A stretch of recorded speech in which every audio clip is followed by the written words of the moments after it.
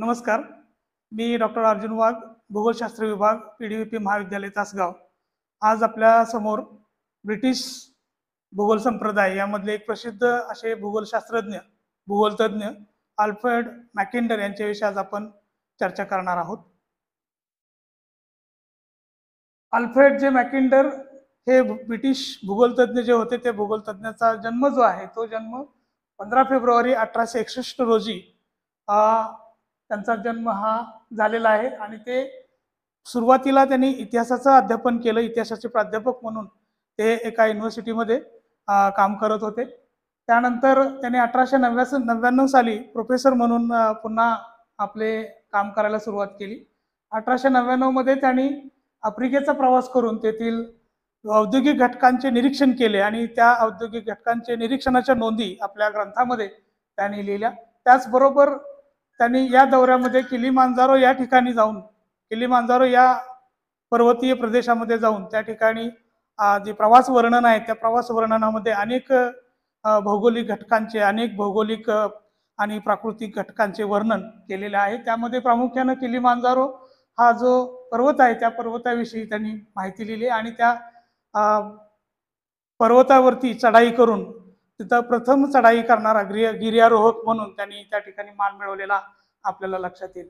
हे करत असताना ऑक्सफर्ड युनिव्हर्सिटीमध्ये काम करत असताना त्यांनी 1892 ते 1903 या दरम्यान युनिव्हर्सिटी नॉलेज रीडिंग आणि ऑक्सफर्ड स्कूल ऑफ जिओग्राफी या संस्थेची स्थापना केली आणि त्यानंतर रीडिंग या युनिव्हर्सिटीमध्ये प्राचार्य म्हणून काम पाहिलं. लंडन स्कूल ऑफ इकॉनॉमी या संस्थेचे 1905 ते 1908 या दरम्यानच्या काळामध्ये त्यांनी त्या ठिकाणी संचालक म्हणून काम पाहिलेलं आपल्याला लक्षात येईल.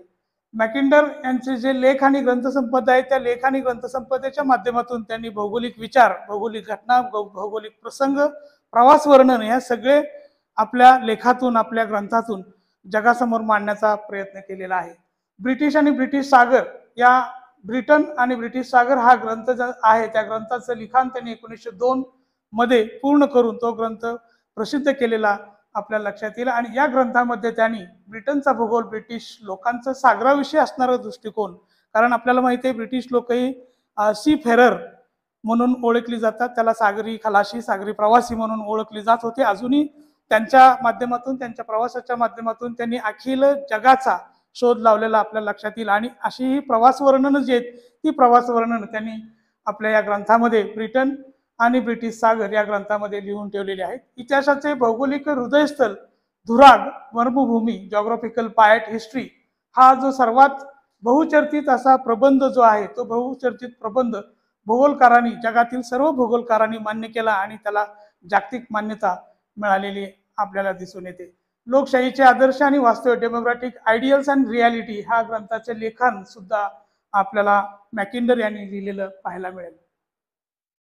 मॅकिंडर यांच्या जीवन परिचयामधून आपल्याला असं लक्षात येते की त्यांना प्रवासाची आवड होती आणि या प्रवासाच्या माध्यमातून त्यांनी जो प्रवास केला त्या प्रवासातून त्यांनी जे निरीक्षण केले किंवा त्यांना जे आढळलं ते सर्वच्या सर्व त्यांनी आपल्या ग्रंथाच्या माध्यमातून, लेखांच्या माध्यमातून, संशोधनाच्या माध्यमातून जगासमोर आणण्याचा प्रयत्न केलेला आहे. त्यांनीच मांडलेली एक थेरी जी आहे, त्यांची जी भौगोलिक महत्वाची संकल्पना जी आहे, ज्या संकल्पनेला जगानं अक्षरशः डोक्यावर घेतलं त्या संकल्पनेचं नाव आहे ती संकल्पना म्हणजे हृदयस्थल सिद्धांत. अर्थात ही हृदयस्थल सिद्धांत जो आहे तो राजकीय आणि लष्करी कारवाईसाठी शासनकर्ते किंवा लष्करी प्रमुखांना हा अतिशय महत्वाचा किंवा त्यांच्या दृष्टिकोनातून हा जो ग्रंथ आहे किंवा ही जी संकल्पना आहे ती संकल्पना अतिशय मोलाची, अतिशय महत्वाची ठरलेली आपल्याला दिसून येते. त्यांनी हा विचार जो आहे तो 1904 मध्ये जॉग्राफिकल सोसायटीच्या माध्यमातून द जॉग्राफिकल पायट हिस्ट्री या ग्रंथाच्या माध्यमातून तो जगासमोर आणला आणि या व्याख्यानातून या वेगवेगळ्या विवेचनातून त्यांनी जगासमोर त्या काळातली ही संकल्पना अतिशय महत्वाची होते आणि त्यांचं या संकल्पनेचं मान असलेलं या संकल्पनेचं जे अध्ययन केलं, अध्यापन केलं होतं ती संकल्पना जगासमोर त्यांनी मांडलेली आपल्याला लक्षात येते. या संकल्पनेने त्या काळामध्ये सागरी सामर्थ्यामध्ये आघाडीवर असणारे कोणतेही देश किंवा देशाच्या युद्धनीतीमध्ये सागरी सामर्थ्य हे प्रभावी क्षेत्र आहे हे त्यांनी जगाला ठणकावून सांगितलं. म्हणजे पूर्वीच्या काळामध्ये कोणत्याही प्रकारचं स्थल किंवा जमिनीवरून कोणत्याही प्रकारचं मार्गक्रमण करता येत नव्हतं. त्यावेळी त्या काळामध्ये ब्रिटिश लोकांनी आपल्या कुशाग्र बुद्धिमत्तेच्या जोरावर त्यांनी सागरी सामर्थ्याचा विस्तार सागराच्या माध्यमातून सागरी मार्गाचा वापर करून वाढवला आणि त्यातूनच त्यांनी जगासमोर आणले की ज्याच्या अधिपत्याखाली सागर आहे, ज्याच्या अधिपत्याखाली सागरी मार्ग आहेत, ते देश, ते राज्य हे जगावरती राज्य करू शकतं. त्याप्रमाणे त्यांनी हा सिद्धांत मांडला. जो युरोपवर राज्य करेल तो हृदयस्थलावरती राज्य करेल, जो हृदयस्थलावरती राज्य करेल तो जगावरती हुकूमत गाजवेल आणि जो जगद्वीपावरती राज्य करेल तो संपूर्ण जगावरती राज्य करेल. अशा प्रकारचा त्यांनी सिद्धांत मांडला. तो सिद्धांत आपल्याला इंग्लिशमध्ये असं म्हणता येईल की who rules East Europe commands the heartland, who rules the heartland commands the world and who rules the world island commands the world.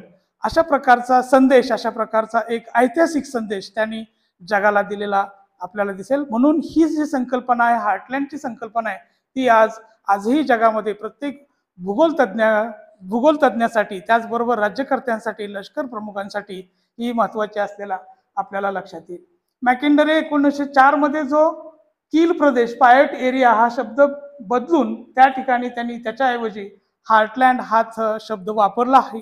हार्टलँड हा शब्द म्हणजे जसं की आपल्या शरीरामध्ये हार्ट असतं ते सर्व बाजूनी एक प्रोटेक्टेड असतं आणि तशाच प्रकारे हा जो युरोपमधला जो पायट सेक्टर आहे, पायट एरिया आहे, कील प्रदेश आहे, तो सुद्धा चारी बाजूनी असा वेगवेगळ्या भौगोलिक घटकांनी वेढलेला आहे आणि त्या हार्टलँडवरती सहजासहजी कोणत्याही राष्ट्राचं किंवा कोणत्याही शत्रू सामर्थ्यानं आक्रमण करणं शक्य नाही. जरी आक्रमण केलं तर तो भाग, तो कुठलाही राष्ट्र किंवा कुठलेही लष्कर ते जिंकू शकणार नाही अशी त्यांना खात्री होती. म्हणून त्यांनी त्या पायट सेक्टरला कील एरिया किंवा त्याला हृदयस्थल, हा कील एरिया हा शब्द काढून त्या ठिकाणी हृदयस्थल हा शब्द त्यांनी वापरात आणला.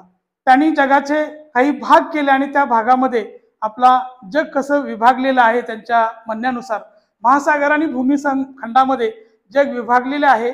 यामध्ये सर्वाधिक हृदयस्थलातील महत्वाच्या बाबी या पुढे आलेल्या आहेत. त्यामध्ये 3/4 भाग हा महासागराने व्यापलेला आहे व सर्व महासागर ही एकमेकांना जोडली गेलेली आहेत आणि एक भूमिवड असा आहे की त्यामध्ये युरोप, आशिया, आफ्रिकेचा समावेश होतो. याला त्या ठिकाणी मॅकिंडर यांनी जगद्वीप असं नाव दिलेलं आहे. त्यामधला जगद्वीपाचा हा 1/6 भाग हा या पायट सेक्टरनं व्यापलेला आहे. त्यामध्ये साधारण उत्तर अमेरिका, दक्षिण अमेरिका आणि त्याच्या आसपासची जी बेटं आहेत असा त्यांनी त्याचा नवीन जग असा म्हणून त्यांनी उल्लेख केला आणि 1/2 क्षेत्र जे आहे ते नवीन जगाने व्यापलेलं आहे. अशा पद्धतीनं त्यांनी हा पायट सेक्टर, हार्टलँड हा डिमार्केट केलेला दिसेल. आपण नकाशामध्ये बघू शकता. जे लाल कलरनं दाखवलेलं आहे, जे रेड कलर मध्ये आहे ते मॅकिंडर यांचा जो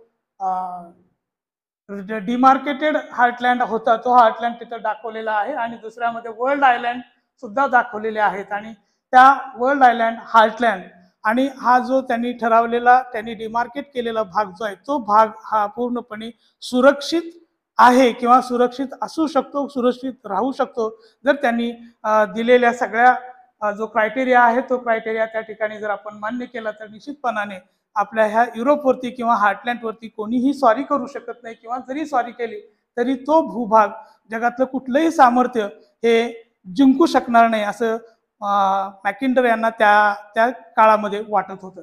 त्यानंतर त्यांनी त्या मर्मभूमीच्या विस्तारामध्ये असं सांगितलेलं आहे की या मर्मभूमीच्या उत्तरेस हिमाच्छादित असणारा जो आर्क्टिक महासागर आहे तो त्या ठिकाणी लोकेट झालेला आहे आणि त्या महासागरापासून पुरेशिया, आफ्रिका खंडास त्यांनी जगद्वीप, वर्ल्ड आयलँड म्हटलेलं आहे. दक्षिणेस इराणी पठार असून पश्चिमेला होल्गा नदीपासून पूर्वेकडे सायबेरियन प्लेन्स किंवा सायबेरियातील लेनान नदीपर्यंत हा त्यांनी इमॅजिन केलेला होता. मर्मभूमीवर आक्रमण अशक्य आहे. आताच मी तुम्हाला जसं सांगितलं होतं की मर्मभूमी हार्टलँड ही वेगवेगळ्या भौगोलिक घटकांनी वेढलेली असल्यामुळं जगातल्या कुठल्याही सामर्थ्याला या मर्मभूमीवरती आक्रमण करता येत नव्हतं कारण मर्मभूमी ही अजिंक्य आहे असं हार्टलँड असं मॅकिंडर यांना वारंवार वाटत होतं. त्याच्या सिद्धांतातून आपल्याला बऱ्यापैकी सूचना वगैरे मिळालेल्या आहेत. त्यामुळे दुसऱ्या महायुद्धामध्ये त्यांचा मृत्यू होण्यापूर्वी या सिद्धांताचे असे मत मांडले की मर्मभूमी ही रशियाच्या नियंत्रणाखाली येऊन रशियाचा जगद्वीपाच्या पूर्व पश्चिम दक्षिण सीमा प्रदेशावरती आक्रमण करेल अशी धोक्याची सूचना त्या ठिकाणी त्यांनी या आपल्या लेखातून दिली होती. जगातील शक्तिशाली देश आणि लष्करी डावपेच यांचा विचार करून ही संकल्पना त्यांनी मांडली आणि त्यातूनच सागर शक्ती आणि भूमी शक्ती यांचा समन्वय साधला पाहिजे अशा प्रकारच्या सूचना दिल्या. आज आपण बघतो की आज लष्करी सामर्थ्य ज्या देशाकडे मोठ्या प्रमाणामध्ये आहे ते लष्करी सामर्थ्य त्या देशाकडे जास्त आहे तो देश आज बलशाली, जसे की अमेरिका आहे, चायना आहे, जसे की रशिया आहे, हे सगळे देश आज बलशाली म्हणून ओळखले जातात कारण त्यांच्याकडे not only the sea power but also land power is with them. So आपण त्यांना अशा पद्धतीनं म्हणू शकतो की आजच्या या युगामध्ये आधुनिक काळामध्ये अमेरिका, चीन सारखे देश हे अतिशय बलशाली आहेत. पण पूर्वीच्या काळामध्ये ही हार्टलँड, ही मर्मभूमी सुद्धा तेवढीच बलशाली होती असं या मॅकिंडर यांनी आपल्या सिद्धांतामध्ये सांगितलं. त्यांनी इतर काही सूचना, इतर काही संकल्पना सुद्धा मांडल्या. प्रादेशिक संकल्पना असतील किंवा आर्थिक भूगोलाची संकल्पना असेल, विशेषीकरण संकल्पना असेल, या विविध संकल्पना मांडून त्यांनी भूगोल अभ्यास हा अतिशय रोचक, रंजक त्या पद्धतीने केला आणि त्यामुळं आजही आपल्याला या मॅकिंडरचं जे कार्य आहे, यांचं जे कॉन्ट्रीब्युशन आहे, यांची कार्यपद्धती आहे, ती सुद्धा आज भूगोल अभ्यासकांना आणि भूगोल विचारवंतांना सुद्धा अभ्यास करण्यासाठी खुणावत असते. त्यांनी वेगवेगळ्या मॅकिंडरचं जे कार्य आहे त्या कार्याचं मूल्यमापन करताना आपल्याला वेगवेगळ्या पैलूवरती प्रकाश टाकता येईल. त्यामध्ये मॅकिंडर यांना ब्रिटिश भूगोलशास्त्राचा जनक मानले जाते. तसंच राजकीय भूगोल म्हणून जी भूगोलशास्त्रामधले ह्युमन जॉग्राफीची जी ब्रँच आहे राजकीय भूगोल, ती त्या राजकीय भूगोल या शास्त्राचे जनक म्हणून त्यांना ओळखलं जातं. त्यांनी लिहिलेला ब्रिटन आणि ब्रिटिश सागर या 1919 मध्ये लोकशाहीचे आदर्श म्हणून आणि वास्तव म्हणून हा ग्रंथ प्रसिद्ध केला. त्यानंतर मॅकिंडरचा 1919 मध्ये जगप्रसिद्ध हृदयस्थल सिद्धांत, मर्मभूमी सिद्धांत हा त्यांनी जगासमोर आणला, जगासमोर मांडला.